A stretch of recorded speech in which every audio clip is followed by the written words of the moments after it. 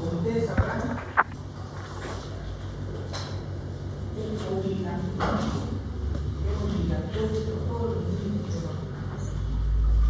El grave problema es que la cobertura de vacunación ha disminuido tanto que están apareciendo nuevamente las enfermedades que supuestamente tendrían que haber desaparecido.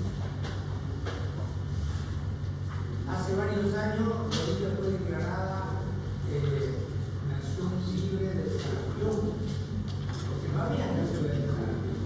Y después, claro, las coberturas de vacunación empezaron a disminuir, entonces obviamente empezó a aparecer sarampión. Lo mismo pasa con la coqueluche, que son enfermedades inmunoprevenibles.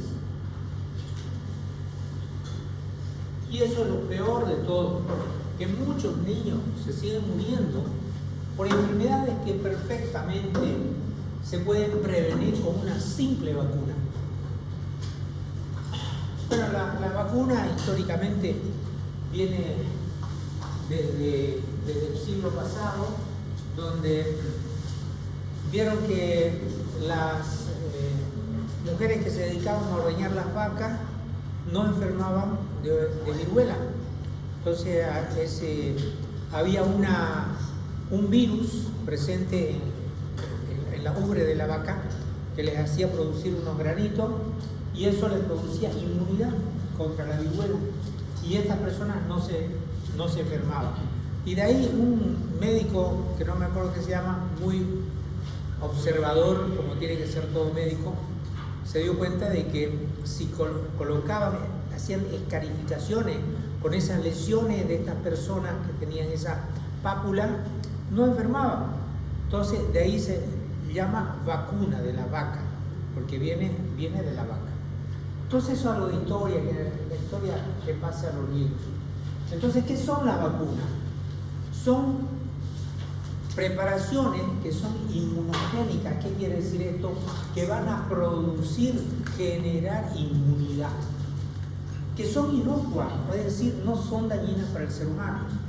Y son obtenidas a partir de agentes infecciosos o tóxicos que han sido tratados de diferentes maneras.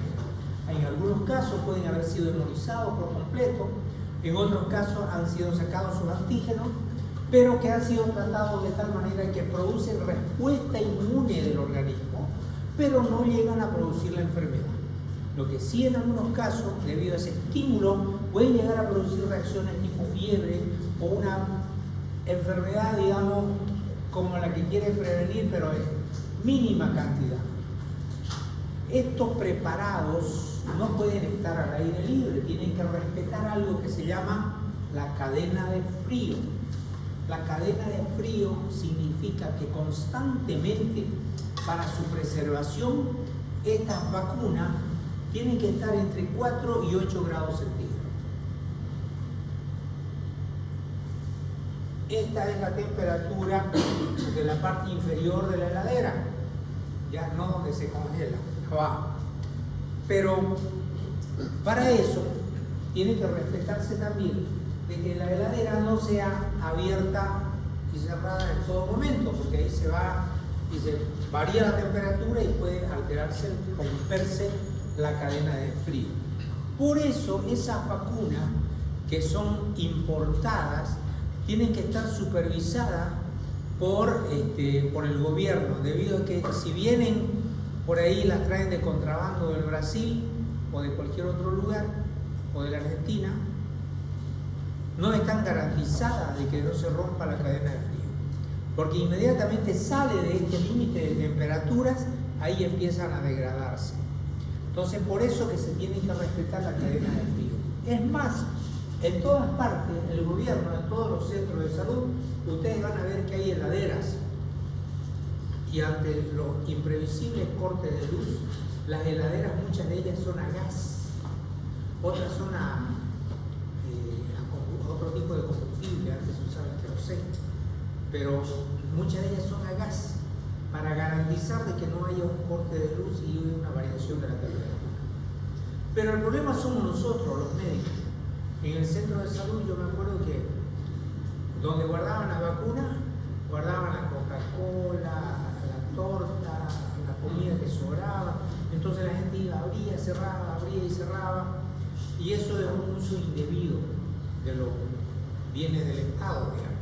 Porque esas heladeras son única y exclusivamente, deberían ser solamente utilizadas para las vacunas y nada.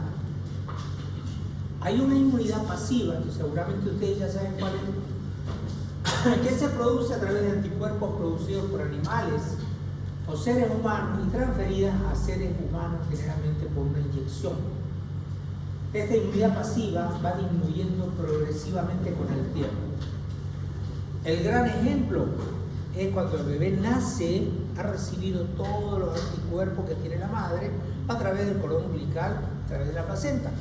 Pero una vez que nace, si bien ese bebé es inmune a todas las enfermedades que tenía la madre, esta inmunidad es pasiva, porque va disminuyendo y que después de los 2 o 3 meses ya no tiene ningún anticuerpo.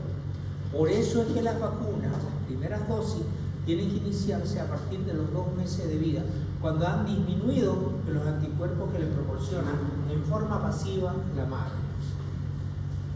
La inmunidad activa es aquella que se produce en respuesta a un estímulo de sustancia exógena, ya sea por la misma enfermedad o por vacunas. Entonces esa es la inmunidad de tipo exógeno. Hay varios tipos de vacunas. Están aquellas que tienen virus vivo o atenuado y las vacunas que son inactivadas. Las inactivadas contienen agentes, ya sea virus, bacterias, que como su nombre lo indica, han sido inactivadas de alguna manera, ya sea por medio físico o químico, han dejado de tener ese poder de producir la enfermedad, pero su poder antigénico todavía continúa. Las vacunas de microorganismos vivos o atenuados tenemos las virales y las bacterianas. Las virales, las antiserampionosa, rubeola, antipolio, parotiditis, antivaricela, antiamarílica, antirrotavírica, antigripal, todas esas son virales. Las otras son las bacterianas, ahí tenemos la BCG, la antitípica y la oral. ¿Saben lo que significa BCG? A ver, repaso. ¿Qué significa BCG?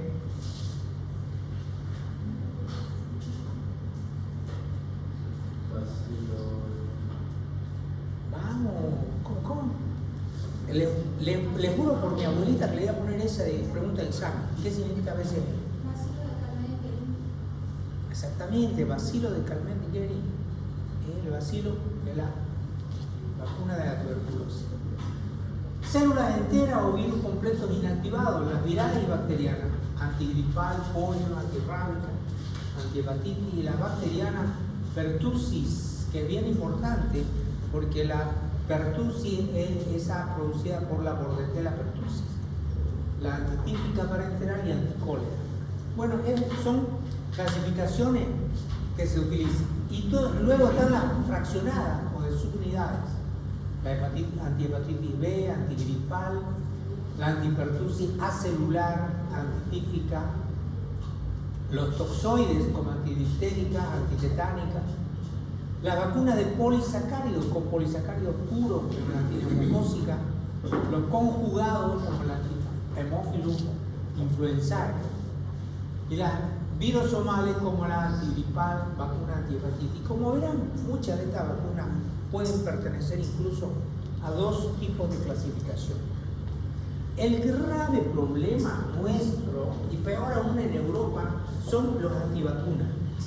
O sea, vamos a tener que luchar permanentemente porque están junto con los terraplanistas, están metiéndose en todas partes de la vida. ¿Saben eso, no? De que la Tierra dice que es plana, que nos ha metido eso en la cabeza, que es un constructo social, de que nos ha metido en la cabeza la idea de que la Tierra es redonda, pero en realidad es plana. Es así como los ellos, ellas, ellas.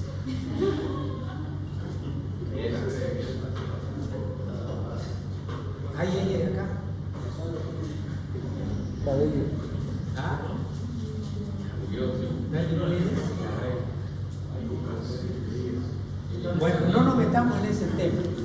Pero fíjense ustedes lo siguiente. Cuando yo estuve en Europa, tuve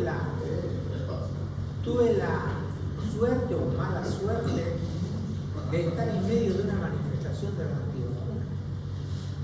¿Ya? Entonces, ellos tenían así carteles como eso, parecido, esto es de internet, pero ¿cómo no les saqué foto? Pero iban en contra de la vacuna. Y son movimientos grandes y están bien organizados.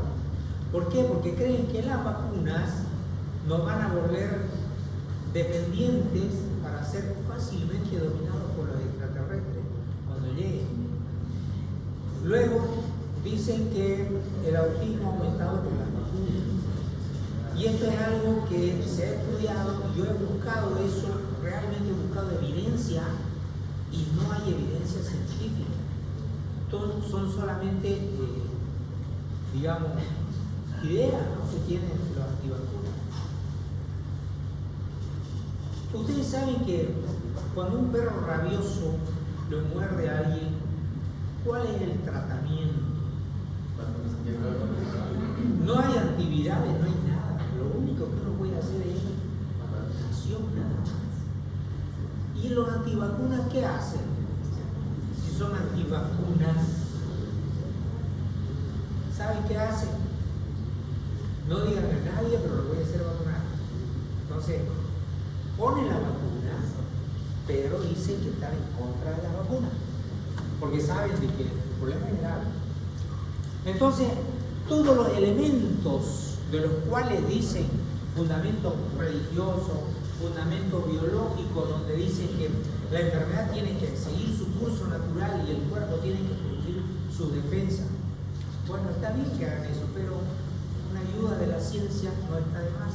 Si no, no tendrían que morirse los niños con sarampión. Así que van a luchar contra eso. Y van a ver que incluso hay médicos en el hospital. Yo tengo colegas médicos que son antivacunas. No son terraplanistas, pero son antivacunas. Y ellos piensan de que realmente no hay que hacer vacunar. Bueno, pero eso es algo que van a luchar permanentemente contra eso. Pero que les quede bien claro, no hay fundamento científico para no vacunar a los pacientes. De hecho, las vacunas han salvado millones de vidas. Si no, estaríamos como en la época medieval. Creo que alguna vez les mencioné como para que una mujer llegue, bueno, digamos el medioevo, para que una mujer llegue a ver a un hijo adulto que llegue a la adultez, tendría que haber tenido 10 partos. O sea, no había antibióticos, no había atención adecuada del parto, no había reanimación neonatal, no había vacuna, no había nada, era hacia la de Dios. Entonces las mujeres estaban permanentemente embarazándose para poder mantener la población. Ahora, con todas las facilidades que tenemos, hasta con eso hay antivacunas. La primera vacuna que un niño debería recibir cuando nace, dentro de las primeras 48, 72 horas de nacido, antes de irse de alta de la clínica o del hospital, debería recibir la BCG. Esta vacuna es obligatoria porque si bien no le va a producir inmunidad en un 100%, ¿sí? Si bien no va a producir inmunidad en un 100%, el que se vacuna no se enferma de tuberculosis, no es así. Protege sobre todo para las formas más graves de la tuberculosis, contra las manifestaciones de la tuberculosis extrapulmonar, 80% para la extrapulmonar. ¿Y qué es la BCG? Un bacilo atenuado del Mycobacterium bovis. La vacuna se llama BCG y la enfermedad que previene son las formas graves de tuberculosis. No es contra toda tuberculosis. ¿Por dónde se da? Por vía intradérmica. Se coloca la aguja, una aguja de insulina, se coloca en sentido paralelo a la piel y se va inyectando entre la epidermis y la dermis. Ahí se deposita el contenido y el aspecto que tiene que tomar es una pápula en forma de piel de naranja. ¿Conocen la piel de naranja? Cuando la cortan la naranja, bien finito, bien delgadito, es como unos puntitos incluso. Ya, esa es la vía intradérmica. ¿A qué edad se aplica en el recién nacido? ¿Qué dosis? 0.1 mililitros. Otra que es obligatoria es la poliomielítica, antipoliomielítica. Es una vacuna trivalente porque tiene 3 cepas diferentes de virus. Los niños que, claro, como se la da por vía oral, cuando los niños tienen diarrea tienen que repetirla. ¿Contra qué protege? Contra la poliomielitis. Se da por vía intramuscular la primera dosis. Las otras dosis, la segunda, tercera, cuarta y quinta dosis, se da por vía oral. La primera dosis se la debe dar a los 2 meses de vida. La cantidad que se coloca es 0,5 mililitros y cuando es por vía oral se dan 4 dosis de 2 gotitas cada una. La más famosa es esta, la pentavalente, y la que la gente no quiere colocarse debido a que le produce más fiebre. Y es por eso que mucha gente dice, no lo vacuno porque le va a dar mucha fiebre. Bueno, ¿qué quiere? ¿Que le dé un poquito de fiebre o que se enferme de una de estas enfermedades que pueden ser fatales? Los anticuerpos de la pentavalente aparecen a las 2 semanas, no es que uno le coloca y al otro día ya está inmune. A las 2 semanas recién se despierta la respuesta inmune. Hay contraindicaciones, trombocitopenia, reacción anafiláctica, complicaciones neurológicas, no se debe dar esta vacuna. La pentavalente es una vacuna que protege contra la difteria, tétano, coqueluche, hepatitis B, neumonías y meningitis producidas por hemófilus influenzae tipo B. Se da por vía intramuscular, la primera dosis a los 2 meses, la segunda a los 4 meses, la tercera a los 6 meses. Una cuarta dosis de refuerzo entre los 18 y los 23 meses y la quinta dosis justo antes del ingreso a la escuela, a los 4 años. Son 5 dosis en total, cada una de 0,5 mililitros. Tiene efectos secundarios. 24 a 48 horas empieza con dolor, induración, enrojecimiento, fiebre, que es por eso que no quieren colocarle las madres, llanto persistente, somnolencia y irritabilidad. Hay un 3% de los pacientes que tienen convulsiones por fiebre. Recuerden que los niños entre los 6 meses y los 6 años, cuando sube demasiado la temperatura, más de 38.5, por un factor genético, la fiebre por sí puede llegar a producir convulsiones febriles. Entonces, nunca dejen que un niño suba más allá de los 38,5 de temperatura, porque puede llegar a convulsionar. Si bien no todos es así, pero en algunos pacientes sí se producen convulsiones por fiebre. Hay mialgias y artralgias también. Triple viral, SRP, sarampión, rubeola, parotiditis, ya SRP. Es 95% eficaz contra el sarampión y parotiditis, 98% para la rubeola. La rubeola, ustedes saben que es una enfermedad que es inmunoprevenible y hay que inmunizar a los niños, sobre todo a las niñas.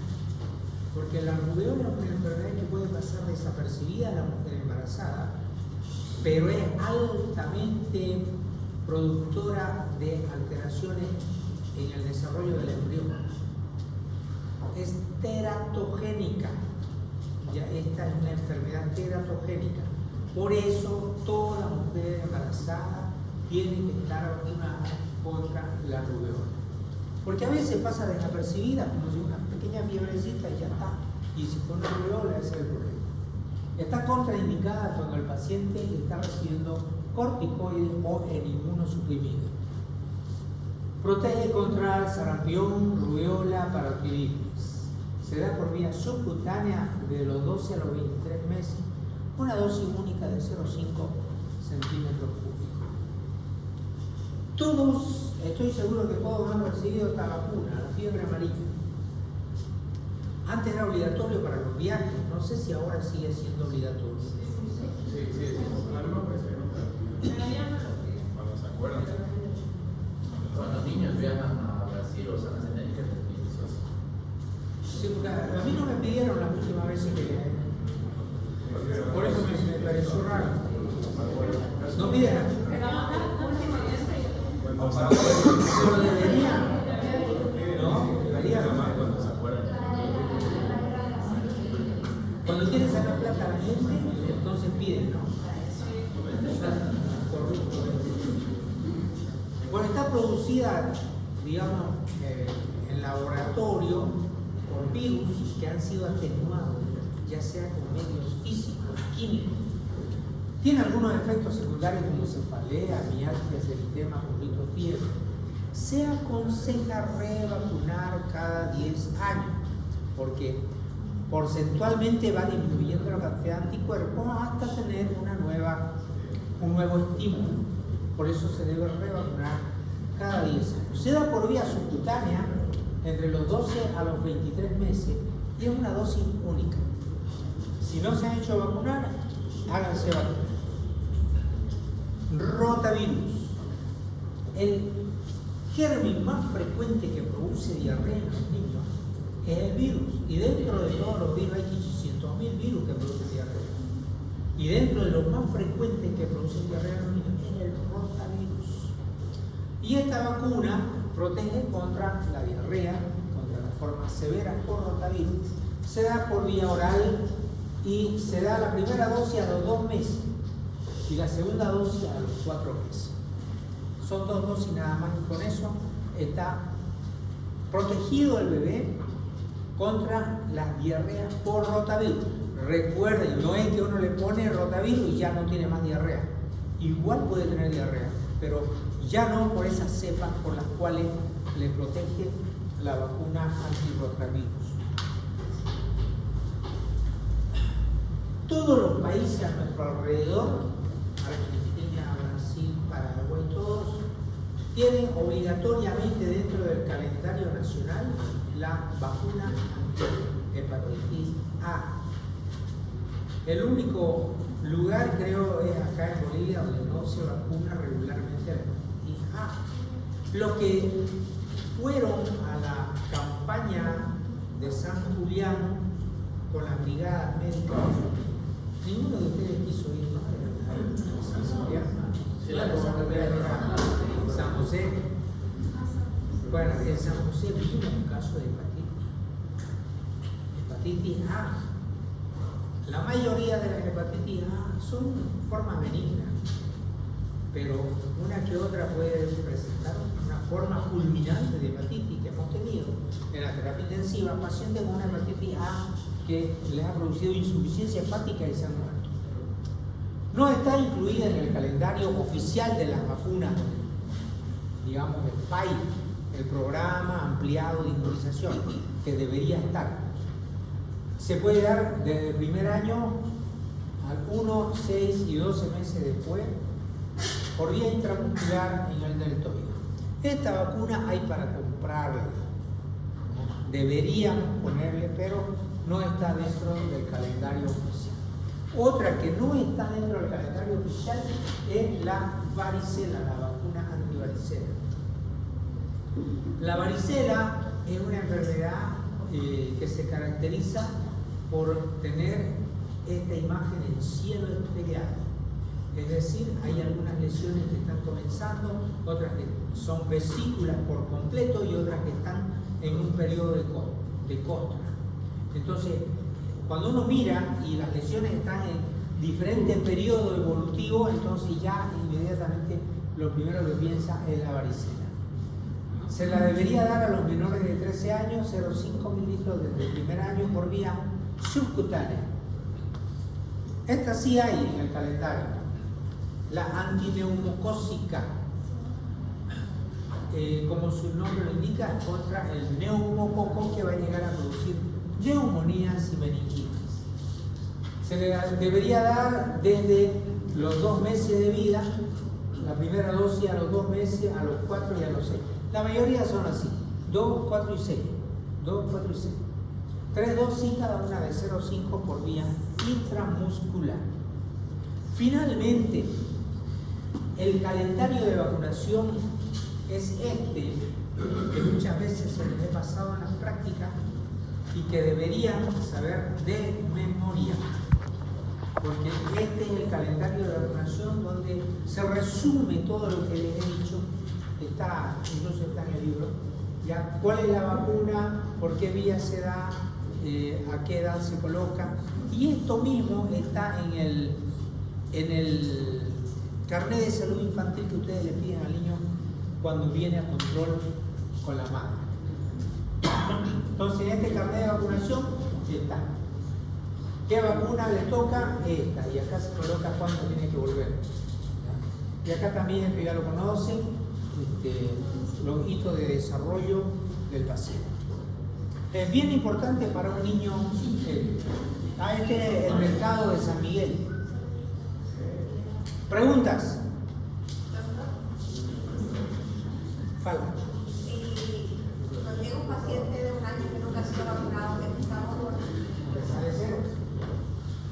Sí, porque si no le dices nada, ya se perdió su vacuna, entonces pierde esa oportunidad. Pierde todo. Empieza como si tuviera 2 meses y empieza de cero. Hay que vacunarlo. Invariablemente les van a llegar, especialmente los menonitas. Los menonitas tienen ese problema de que no quieren vacunar a los niños, pero ahora ya están cambiando de mentalidad. Doctor, ¿Ah? y en caso de que no llegue en edad un poco más avanzada, chicas pediátricos, pero ya no... Quedó igual nomás, igual le vacunamos. O sea, no tendrá la misma respuesta, pero igual tenés que darle la vacuna, porque si no son lo que se llama oportunidades perdidas. Y si fuese adulto, La pentavalente. doctor, Porque son 5 enfermedades y era que vamos, dice fiebre, dolor de cabeza, pero a que se enferme una cosa grande. doctor, Sí. si se tratase de un adulto joven de 18 años que no recibe una vacuna, igual se lo ¿no? Ya es un caso perdido. Decirle que rece y que haga su testamento. Bueno, vamos a ver dengue. Dengue es una enfermedad que la traigo ahora porque es necesario que la sepan, porque vamos a entrar en la época de lluvia. En la época de lluvia hay gran proliferación de mosquitos. Los mosquitos están en las zonas húmedas, como por ejemplo en nuestro territorio, y esta es una enfermedad producida por el mosquito llamado Aedes aegypti, ¿no? Fíjense ustedes que es una enfermedad sistémica y es dinámica. ¿Por qué es sistémica? Porque afecta a todo el cuerpo, y es dinámica porque va cambiando en su presentación clínica de acuerdo al estadio de la enfermedad. No es lo mismo los primeros 2 días de la enfermedad a cuando ustedes la encuentran al 4º o 5º día. Van a ver por qué. Ahora, hay varias formas. Es una sola enfermedad. Tiene un periodo de incubación que va a los 7 días, periodo de viremia 5 días, periodo de enfermedad otros 5 días, periodo de convalescencia de 7 a 14 días, aunque el periodo de convalescencia puede durar incluso hasta 3 meses, o sea, hasta que logra recuperarse, ya que es una enfermedad que produce bastante adinamia. El paciente no quiere saber nada. Tiene 3 fases: febril, crítica y de recuperación o de convalescencia. Está transmitida por el Aedes aegypti. No se vayan a confundir acá, porque el Aedes aegypti transmite tanto el virus del Zika como el chikungunya, así como el dengue también. Y no así el de la malaria. ¿Cuál es la que produce el vector de la malaria? A ver. ¿Ah? Del paludismo. ¿Qué se llama? el vector. Vamos. El vector. Eso. ¿Quién dijo eso? Ah, qué bonito, con ChatGPT. Qué decepción. ¿Saben qué? En el último congreso, ustedes no les dio la gana de ir. El congreso de Cochabamba, hablaron de cuán útil es la inteligencia artificial. Es súper útil, lo tenemos todo a mano. Pero hay un grave problema de que nuestro esfuerzo mental no favorece las conexiones de las neuronas. Entonces no hacemos ese esfuerzo para recuperar la información, y ya todo lo tenemos ahí. El resultado de eso es que nuestra mente se va adaptando a tenerlo todo en el celular. Y el día en que no tenemos celular, nos vemos en graves problemas. Cuidado con eso. Es muy bueno, muy útil, pero no se dejen engañar con la inteligencia artificial. Bueno, sigamos. Lo más importante de todo esto es que el dengue, las manifestaciones clínicas, si bien se dan en la primera fase de la enfermedad, la primera vez que el paciente tiene la enfermedad, también tiene los problemas. Pero lo más grave es la segunda vez que le da la enfermedad, porque el paciente tiene ese recuerdo inmunogénico y reacciona de una forma desmedida y puede llegar a tener la forma grave de la enfermedad. Se puede llegar a producir una vasodilatación tan intensa que puede llegar a producir extravasación de líquido hacia el intersticial o una caída de la volemia y el paciente entra en un tipo de shock. Shock mixto, puede ser hipovolémico o distributivo. Y también puede llegar a producir hemorragia. Lo más importante de todo es la clasificación del dengue.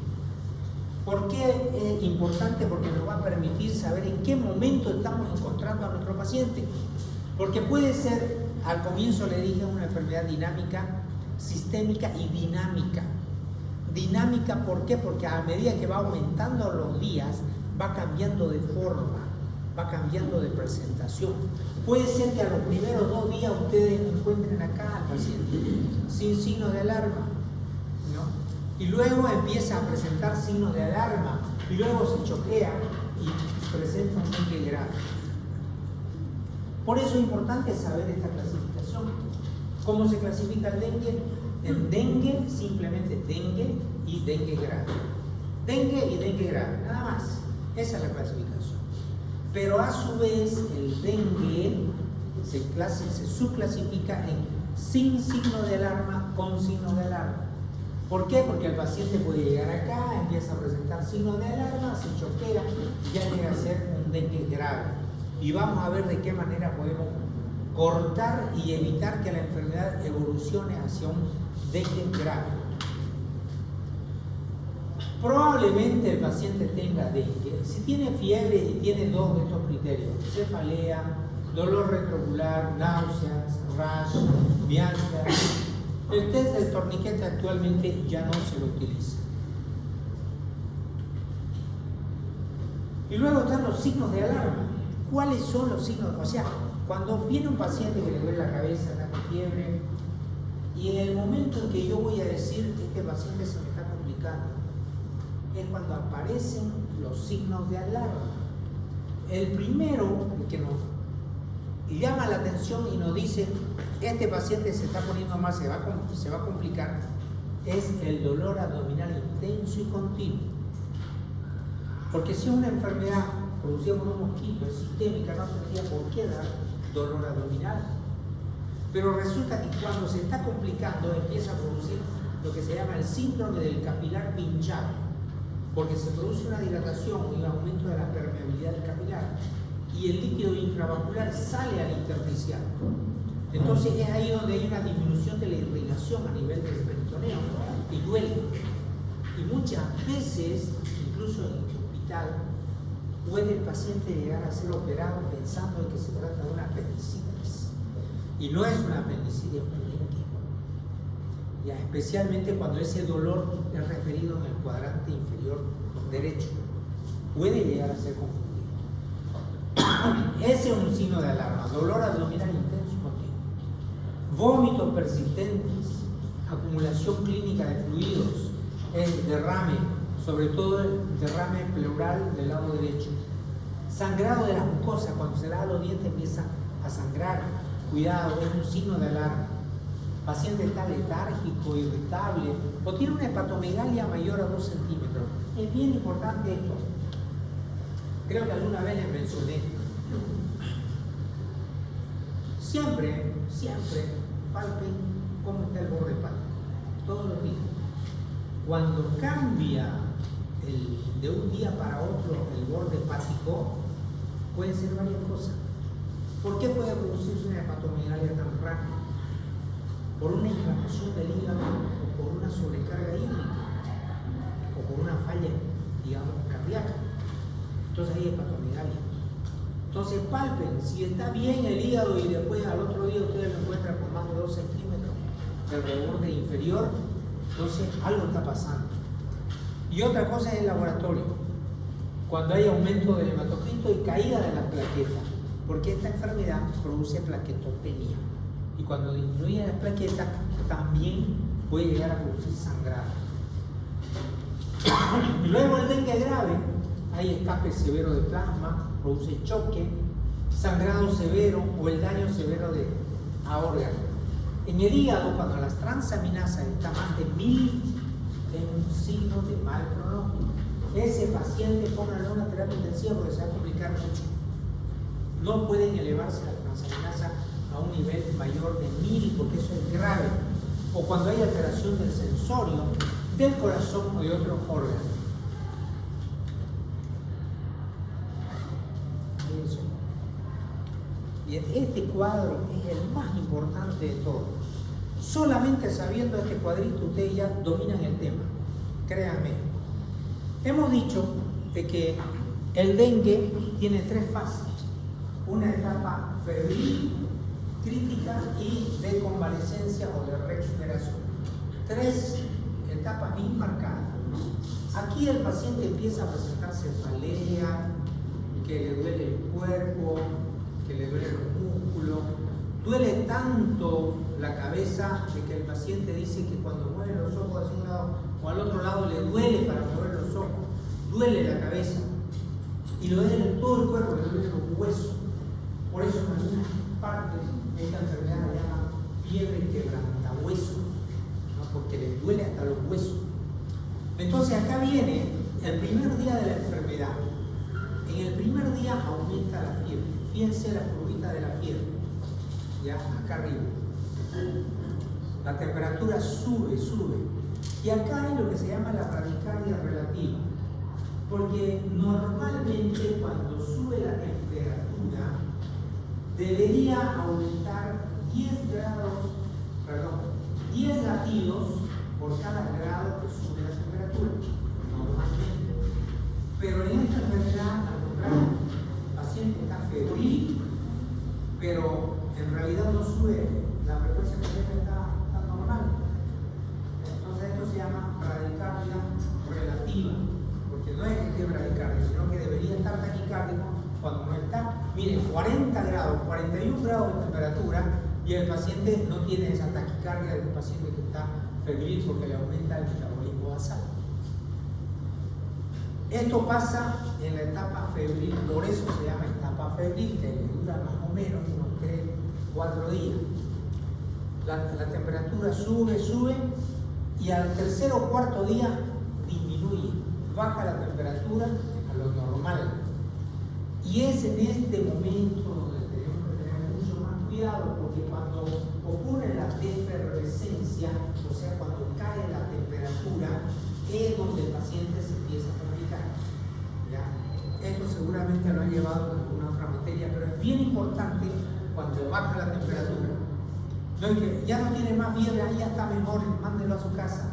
No, al contrario, esas 48 horas que le siguen a la bajada de la temperatura son las más peligrosas, porque ahí comienza la etapa crítica. Ya estos 2 días es lo más peligroso del mundo. Pero sigamos acá en la etapa febril. Por un aumento de la temperatura también aumentan los mecanismos de pérdida de calor, aumenta la evaporación. Entonces el paciente se puede llegar a deshidratar solamente por aumento de las pérdidas insensibles. Atención, fíjense, el hematocrito acá está normal, el hematocrito, pero de pronto empieza a caer el hematocrito o empieza a aumentar el hematocrito. En este caso las plaquetas empiezan a caer hasta llegar a la etapa crítica donde están en su nivel más bajo las plaquetas. Ahora el hematocrito cuando está en su nivel basal empieza a aumentar en la etapa crítica. ¿Por qué aumenta la etapa crítica el hematocrito? Que pregunta el examen. ¿Por qué aumenta? Porque hay un fenómeno de hemoconcentración. Porque al haber tantas pérdidas de líquido, ya sea por evaporación o por extravasación capilar que se va al intersticial, se va hacia afuera el líquido, pero los hematíes se mantienen dentro del intravascular. Entonces, ¿qué es lo que va a producir? Se va a hemoconcentrar. Al hemoconcentrarse aumenta el hematocrito. Entonces, de estar en 34 puede irse a 38, 40 el hematocrito y luego nuevamente baja. La viremia, en el periodo febril, en la etapa febril, aumenta la viremia y luego disminuye hasta la etapa crítica, donde si le sacamos sangre en este momento y le hacemos una PCR para virus, nos va a dar negativo, porque ya no hay virus, ¿ya? Pero sí empiezan a aumentar las inmunoglobulinas. Entonces es bien importante saber de que solamente en la etapa febril hay viremia, que si un mosquito lo pica en esta etapa, se va a contagiar y va a contagiar a otro. Pero si a este paciente lo pica en esta o en esta etapa, no pasa nada, porque no hay virus circulante. Entonces eso pasa en la etapa febril. Y en la etapa crítica, acá pasa lo siguiente. Empieza la etapa crítica cuando cae la fiebre, cuando ocurre la defervescencia. Y en ese momento es cuando ocurre el síndrome del capilar pinchado. Empieza a presentar dolor abdominal y empieza a presentar sangrado masivo por una gran plaquetopenia, porque las plaquetas disminuyen al máximo. Aquí en este momento puede haber disminución de la perfusión capilar en todos los órganos. Hay daño severo a órganos. Y acá el paciente se descompensa. Entonces, estas 48 horas son las más peligrosas para el paciente, donde el paciente se puede llegar a descompensar. Y luego, una vez que pasan las 48 horas después de que ha pasado la fiebre, entonces ya podemos respirar tranquilo.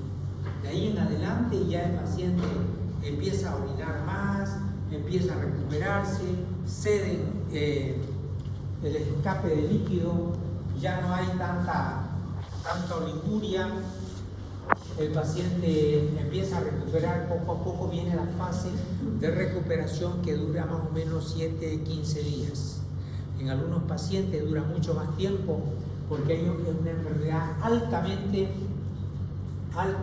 consultiva, o sea, el paciente está muy mal, se siente mal. Con la defervescencia, con la caída de la fiebre, el paciente puede seguir dos caminos. O mejora rápidamente, que es la gran mayoría de los casos, o empeora, entra en choque, que por suerte son los menos. Los que mejoran después de la defervescencia, que cae la fiebre, es un dengue que la abuelita sabe tratarlo. No, dale más líquido y ya está. Pasó, tuvo dengue, un dolor de cabeza, la gran mayoría de los casos. Pero puede ser de que el paciente empeore. Y en la sala de espera, el paciente que tiene más cuidado es el paciente que tiene compromiso del estado general. Recuerden, en su sala de espera, ustedes tienen que darle prioridad al paciente por orden de gravedad, no por orden de llegada. En este caso, por ejemplo, ¿cuál es el paciente acá que tiene más posibilidades de estar mal? Este parece que debe tener una diarreíta Michi, este tiene un poco de fiebre, este también, porque está con un pañito, pero este está con una alteración del estado de conciencia o simplemente está durmiendo. Entonces tenemos que ir a verlo. Ya, posiblemente este paciente esté mal y tendríamos que ingresarlo primero. No se olviden de ese gran detalle. Los que empeoran van a presentar signos de alarma y va a ser clasificado como un dengue con signos de alarma. Los signos de alarma son el resultado de un aumento de la permeabilidad capilar, lo que yo le llamo el síndrome del capilar pinchado. Entonces, la disminución de la temperatura marca el inicio de la fase crítica. Y acá es donde se ven los pacientes que presentan petequias, sangrado de las encías, y esto marca las complicaciones. Los signos de alarma, ¿cuáles son? Ya lo hemos mencionado: dolor abdominal, vómito, fluidos, sangrado de mucosa, hepatomegalia y el asto por encima de los 1000. El dengue con signos de alarma puede evolucionar a un dengue grave, porque el paciente va empeorando y empeorando y empeorando. Periodo de escape severo del líquido es entre las 24 y 48 horas después de la fiebre. Es ahí donde el paciente se puede llegar a complicar. Miren ustedes, el paciente está edematizado, pero no es porque le hayan dado mucho líquido, sino porque se está extravasando el líquido hacia afuera y presenta edema bipalpebral. Y es acá donde empiezan a presentar lo que se llama las cruces de la muerte.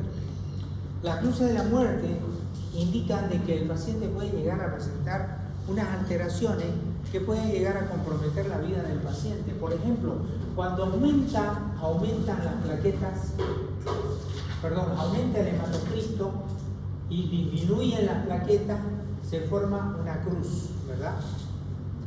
Aumenta el hematocristo porque se hemoconcentra, disminuye las plaquetas, eso produce una de las cruces de la muerte.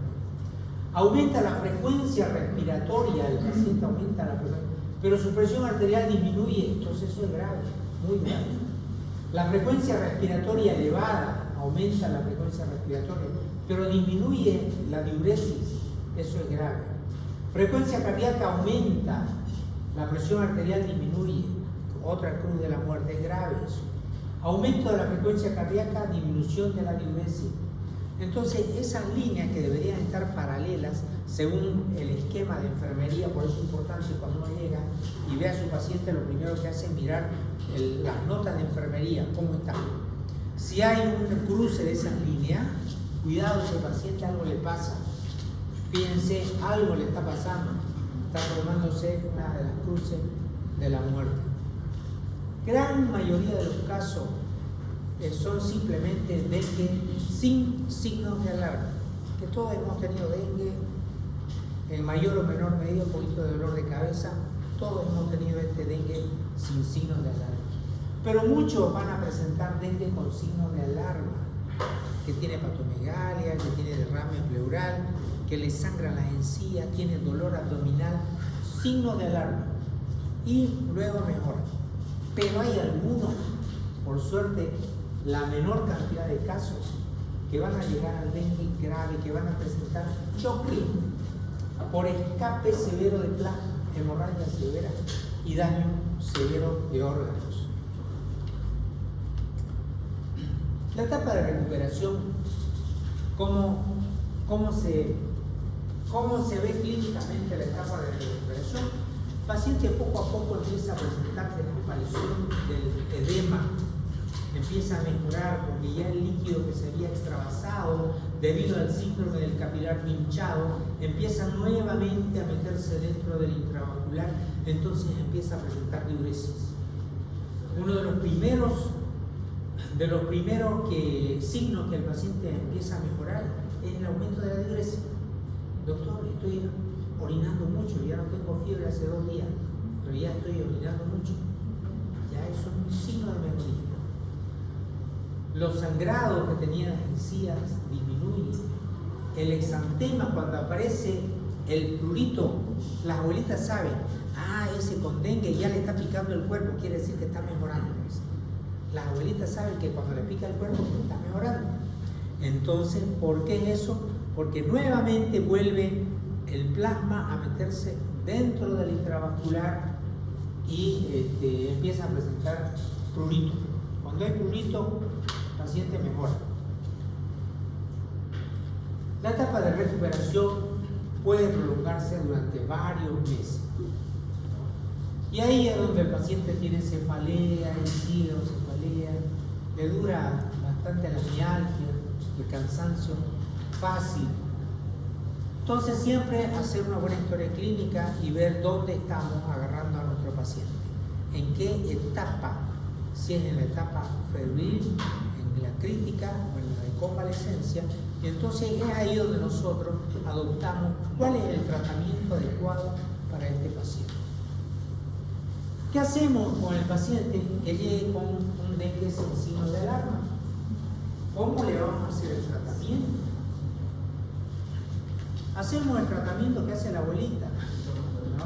Simplemente darle su paracetamol y darle su líquido y ya está. No necesita muchas cosas. Reposo relativo en cama, pero como el dengue es una enfermedad que lo deja sin aliento, sin ganas de hacer nada, automáticamente el mismo paciente empieza a presentar ganas de quedarse en cama. Si queremos hacerle un hemograma, está bien, para hacerle hematocrito, plaquetas y leucocitos, y darle simplemente más líquidos, suerito oral, paracetamol y nada más. Y luego controlarlo, que es la inmensa mayoría de los casos que van a ser sus pacientes. Dengue, eso. ¿Qué vamos a hacer con el dengue con signo de alarma? Ya es un paciente que ya no es que simplemente tiene un poquito de cefalea, ya es un paciente que tiene otras cosas más, tiene alguna de las condiciones que lo hacen catalogar como de riesgo. Por ejemplo, paciente con diabetes, paciente con embarazo, un lactante menor, paciente cardiópata. A esto lo vamos a vigilar bien de cerca.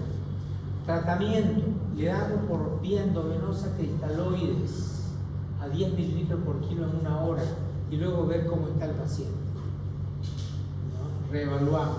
¿Qué es lo que tenemos que ver? Si no hay hipotensión, signos vitales, cómo está la diuresis, el hematocrito. Si empieza a aumentar el hematocrito es un signo de alarma, porque quiere decir que se está concentrando. Ver la glucemia. Pero cuando el paciente llega en shock, o llega un paciente con dengue grave, el tratamiento es bien importante que nosotros sepamos reconocer que el paciente está grave de entrada, porque el paciente está en shock. ¿Cuál es el tratamiento que le vamos a hacer? Esta vez no le vamos a dar a 10 por kilo, le vamos a dar a 20 por kilo, a pasar en bolo. Si mejora, le damos ya no a 20, le bajamos a 10 por kilo en una hora. Si está inestable y un hematocrito bajo, puede ser que el paciente esté sangrando. Y si está sangrando por una falla de la coagulación, tenemos que darle un paquete globular. Si el hematocrito continúa alto, le damos un segundo bolo de cristaloide, porque quiere decir que continúa concentrándose. Si mejora, lo mantenemos con coloide o con cristaloide. Si no mejora, lo mandamos a la unidad de terapia intensiva. Cuando el paciente ya mejora, ha salido del cuadro crítico que estaba, ya podemos darlo de alta. Pero ¿cuándo le damos de alta? Cuando ya no tiene fiebre por lo menos durante 48 horas. ¿Ya? ¿Por qué? Porque esas 48 horas, recuerden ustedes, el periodo de la defervescencia puede ser muy grave.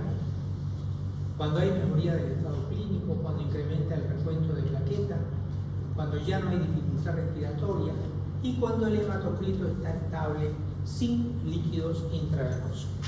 Entonces, en ese caso, ya lo damos de alta. El Zika, desgraciadamente no podemos hacer nada contra esta enfermedad, porque cuando se produce una infección por Zika, intraútero, durante los primeros 3 meses ocurre una alteración en el neuroporo anterior, es decir, hay una mala formación del cráneo. Entonces el paciente puede presentar microcefalia. Es un virus del Zika, es un virus RNA. Puede ser asintomático perfectamente o puede ser sintomático con fiebre, conjuntivitis, mialgia. Las complicaciones que puede tener el paciente de Guillain-Barré, meningitis, encefalitis y púrpura trombocitopénica. Lo más grave es en el embarazo, por eso es que hay que hacer, cuando uno sospecha, ver IgM y los anticuerpos neutralizantes. Se puede hacer una PCR o IgM. Clínica, es bien importante hacerle una ecografía cerebral para detectar desde temprana edad la microcefalia. TORCH también hay que hacerlo. Y las pruebas diagnósticas, detección de ARN viral y retrotranscriptasa, PCR, reacción en cadena de la polimerasa con transcriptasa reversa. Lastimosamente, lo único que podemos hacer es evitar de que el paciente sea expuesta, digamos, la paciente embarazada sea expuesta a la picadura de los mosquitos, darle repelente, pero una vez que lo adquiere el virus, ya no podemos hacer nada, salvo, digamos, esperar que nazca y nada más, porque cuando nace en esas condiciones, el tratamiento que le podemos hacer es nada. Luego hay otra enfermedad que también está producida por el mismo virus, ¿ya? Es el chikungunya. ¿Qué quiere decir en idioma maconde? El dialecto maconde dice el que se encorva, porque le duele tanto las articulaciones que el paciente no puede pararse bien. Es un virus ARN de la familia Togaviridae, transmitido por el mismo Aedes aegypti. Empieza a producirse una viremia y en una semana ya se diseminan por los monocitos y llegan hasta los fibroblastos de los músculos y de las articulaciones. Los fibroblastos se inflaman y es por eso que el paciente se queja del dolor de las articulaciones. Los que tienen chikungunya dicen que les duele como si tuvieran en las rodillas vidrio molido. Cuando doblan las articulaciones sienten ahí adentro como si tuviera arena, no resbala, duele. Por eso que el paciente prefiere evitar moverse. Hay fiebre elevada, manifestaciones cutáneas, cambios pigmentarios en el centro de la cara, erupción maculopapular, un exantema que puede durar hasta 5 días. El diagnóstico es clínico, se puede hacer una PCR también o una IgG o IgM anti-chikungunya para luego ver si el paciente realmente tuvo o no la enfermedad. En los niños hay lo mismo que en los adultos, mialgia, artralgia, artritis, compromiso del sistema nervioso central en el 50% de los casos, y en los neonatos pueden presentar fiebre, erupción, edema, trombocitopenia, convulsiones, hemorragia intracraneal. En los neonatos ocurre esto, hay un eritema palmar que le hemos llamado el signo del guantelete, ¿no? Como que todo esto está rojo, no llegan a ser petequias, pero son vasodilataciones localizadas en la parte distal. ¿Cuál es el tratamiento para los chicos? Hidratación, antipirético y analgesia. Y trabajar en la prevención. Nada.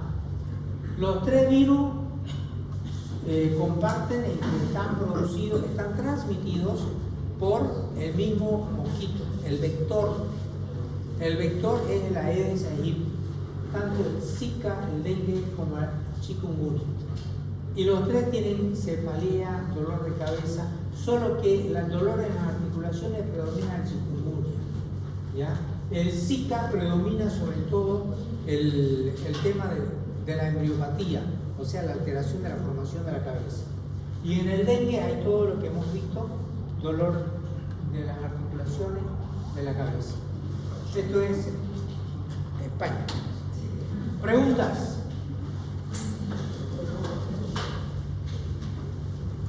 ¿Alguien tuvo dengue acá? Yo creo que todos. Hay una cosa, El 80% de los pacientes que tuvieron dengue son asintomáticos. Lo que quiere decir esto de que estoy seguro que todos hemos padecido dengue. Incluso dicen, no, a mí nunca me ha dado dengue, pero sí le ha dado dengue, pero ha sido asintomático. Y luego el resto, ese 20% que ha sido sintomático, han tenido lo único que han tenido dolor de cabeza, un poquito de fiebre, y nada. Pero hay un pequeño porcentaje, se calcula que es un 0,5%, que llegan a presentar dengue grave. O sea que nadie se salva. Pregúntame, ¿de cuál tuviste? ¿Dengue grave tuviste? ¿Te internaron? ¿Qué tenía internado primero? No toleraba la Vómito. Bueno, para que vean entonces de que esta enfermedad estamos aproximándonos a la época de lluvia y probablemente ya para fin de año otra vez vengan oleadas de pacientes llenos de virus del dengue. Preguntas. ¿Alguna vez vieron morirse un paciente por dengue? No, más bien no. Más bien no. Lo que vieron morirse es una muerte fea, horrible. Porque uno está al lado del paciente y no sabe, ¿le doy más líquido o no le doy más líquido? Y el paciente está bosqueando. Porque si uno no le da la suficiente cantidad de líquido, no tiene esa polémica. Y si uno le da mucho líquido, se pasa ya sin insuficiencia cardíaca. No, es complicado el manejo del dengue. Tiene que estar internado en una unidad de terapia intensiva. Pero por suerte la mayoría son simplemente dengue sin signos de alarma. La mayoría.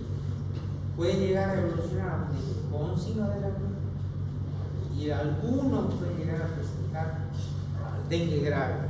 No se olviden de esa clasificación, que va a ser pregunta de examen sí o sí. Vamos a salir.